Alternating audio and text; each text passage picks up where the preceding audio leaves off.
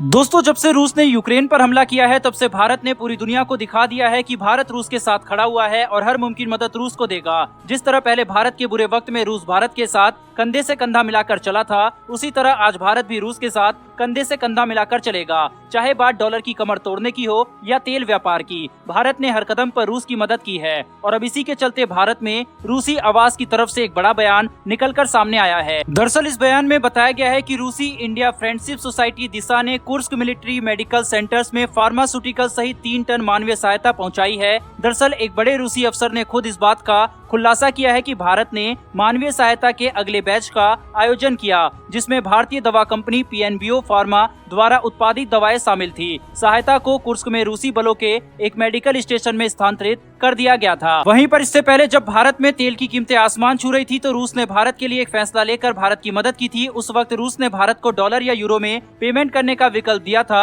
इसके अलावा भी रूस ने भारत से कहा था कि वे बाकी सभी वस्तुओं और सेवाओं के बदले रुपए और रूबल के एक्सचेंज रेट पर व्यापार करने को तैयार है। रशियन सेंट्रल बैंक के अधिकारियों और एसबर बैंक के प्रतिनिधियों ने मिलकर भारत के अपने समकक्ष अधिकारियों से पिछले हफ्ते इस संबंध में बात की है। इसके अलावा रूस के बैंक अधिकारियों की भारत के वित्त मंत्रालय के अधिकारियों से भी इस संबंध में बात हुई है। रूस के यूक्रेन पर हमला करने के बाद से ही भारत और रूस के बीच जमकर व्यापार हो रहा है। वैश्विक दबाव की परवाह किए बगैर भारत रूस से भर भर कर कच्चा तेल खरीद रहा है। वहीं पर बदले में रूस भी भारत को तेल पर भारी डिस्काउंट दे रहा है। भारत का साफ कहना है कि हम रूस के साथ व्यापार बंद नहीं कर सकते, क्योंकि भारत रूस पर सैन्य साजो सामान के लिए निर्भर है। ऐसे में जब चीन अपनी सैन्य ताकत बढ़ा रहा है तो भारत की भी रूस के हथियारों पर निर्भरता बढ़ सकती है। भारत ने ये साफ कर दिया है कि चाहे दुनिया यहाँ की वहाँ हो जाए, भारत रूस के साथ ही खड़ा रहेगा और भारत ने रूस को मानवीय सहायता पहुंचाकर ये दिखा भी दिया है। वहीं भारत पर दबाव डालने की कोशिश अमेरिका की तरफ से की गई थी, मगर भारत ने उसकी परवाह किए बगैर कच्चे तेल का व्यापार रूस से शुरू कर दिया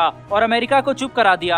अमेरिका चाहता था कि सभी देश रूस से व्यापार बंद कर दे और रूस ये युद्ध हार जाए, मगर भारत की तरफ से दिए जाने वाले सपोर्ट की तरफ से ऐसा हो पाना मुश्किल है और ये बात अब साबित भी हो चुकी है कि भारत दबाव में आकर झुकने वाला देश नहीं है, भले ही उसके सामने कितना भी शक्तिशाली देश हो। बहरहाल दोस्तों, बढ़ते हैं दूसरी खबर की तरफ। दरअसल 2021 में दुनिया के सभी देशों का डिफेंस बजट 0.7% तक बढ़ा है। 5 देश ऐसे हैं जिन्होंने अपनी मिलिट्री पर सबसे ज्यादा खर्च किया है, जिसमें अमेरिका, चीन, भारत, यूके और रूस शामिल है। इन 5 देशों ने पहले बताई हुई राशि का 62% हिस्सा खर्च किया है। वहीं पर इसमें इंटरेस्टिंग बात यह है कि विदेशी रकम और हथियारों के बल पर अकड़ दिखाने वाले हमारे पड़ोसी पाकिस्तान का इसमें कहीं नाम ही नहीं है और कुछ सालों तक हो भी नहीं सकता, क्योंकि वहां आर्थिक तंगी ने भयंकर रूप ले रखा है। Stockholm International Peace Research Institute ने इंटरनेशनल डिफेंस को लेकर हाल ही में एक रिपोर्ट पब्लिश की थी, जिसमें बताया गया था कि कोरोना के दूसरे वर्ष में भी कई देश अपनी मिलिट्री का खर्च बढ़ा दिया है। लगातार 7 सालों में हर देश की मिलिट्री पर होने वाला खर्च बढ़ता जा रहा है। रिपोर्ट के अनुसार कुछ देश ऐसे हैं जिन्होंने पिछले साल कोरोना होने के बाद भी डिफेंस पर खर्चा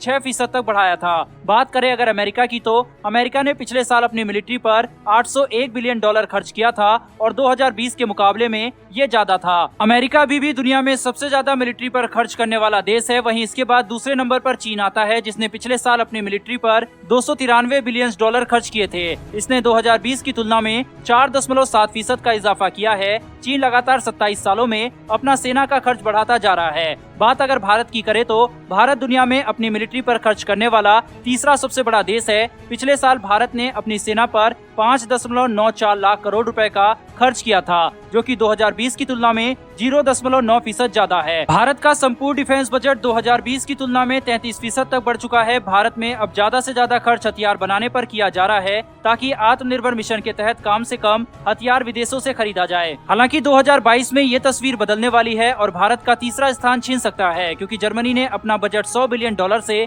ऊपर ले गया है। खैर, हमारा कंपटीशन चाइना से होता है, जिसकी तुलना में भारत का बजट लगभग 4 गुना से भी कम है। ऐसे में क्या भारत को भी अपना डिफेंस बजट बढ़ाना चाहिए? नहीं, कमेंट बॉक्स में अपनी राय लिखकर जरूर बताएं। फिलहाल दोस्तों, इस वीडियो में इतना ही। डिफेंस और वर्ल्ड अफेयर से जुड़ी ऐसी वीडियो के लिए चैनल को सब्सक्राइब कर बेल नोटिफिकेशन को ऑन कर लें। फिर मिलेंगे ऐसी एक नई वीडियो के साथ। धन्यवाद। जय हिंद।